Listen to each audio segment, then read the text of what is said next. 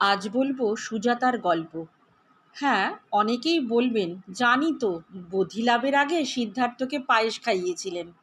ঠিকই, তবে গল্পের মধ্যেও গল্প থাকে। আজ বলবো সেই কথাই। নমস্কার বন্ধুরা, বুদ্ধকথার পর্ব 34-এ সকলকে স্বাগত। তখন আর তিনি রাজপুত্র সিদ্ধার্থ নন, গৃহত্যাগী এক ভিক্ষু। পথে পথে ঘুরতে ঘুরতে চলে এসেছেন রাজগৃহ নগরীতে, মানে এখনকার রাজগীর। তখনও রাজপুত্রের সৌন্দর্যকান্তি রয়েছে। নগররক্ষীর সন্দেহ জাগে এমন কান্ত পুরুষ, অথচ সন্ন্যাসীর বেশ দেখে। মগধরাজ বিম্বিসার সংবাদ পেয়ে গেলেন সাক্ষাৎ করতে। সাক্ষাতের পর সন্ন্যাসীর ব্যক্তিত্বে মুগ্ধ হয়ে নিজের রাজ্য সম্পদ রাজা দিতে চাইলেন, কিন্তু তিনি জানালেন যে চরম ঘৃণায় সেসব ছেড়ে এসেছেন, তার আর সেসবের প্রয়োজন নেই। কালচক্রের হাত ধরে সময় বয়ে যায়। ঘর ছেড়েছেন 6 বছর হতে চলল প্রায়, তখনও মেলেনি ঈপ্সিতের সন্ধান। না, তার লক্ষ্য ছিল না কোনো বস্তু বা ব্যক্তি। তার নিরলস সাধনার ঐকান্তিক লক্ষ্য জন্ম জন্মান্তর ব্যাপী মানুষের দুঃখ মুক্তি। এই লক্ষ্যে তিনি রাজসুখ ছেড়েছেন পরিবার পরিজন।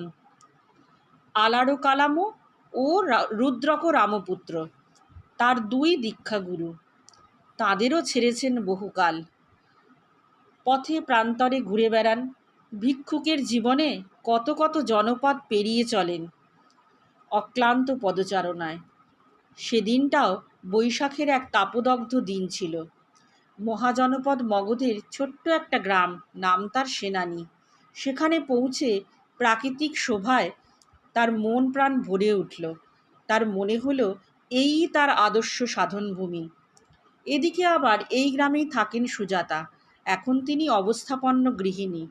তবে অবিবাহিতা সুজাতা গ্রামের বনদেবতার কাছে মানত করেছিলেন যে যথাসময়ে তার বিবাহ ও পুত্র সন্তান হলে তিনি পুজো দেবেন। তার সেই মনোকামনা পূরণ হয়।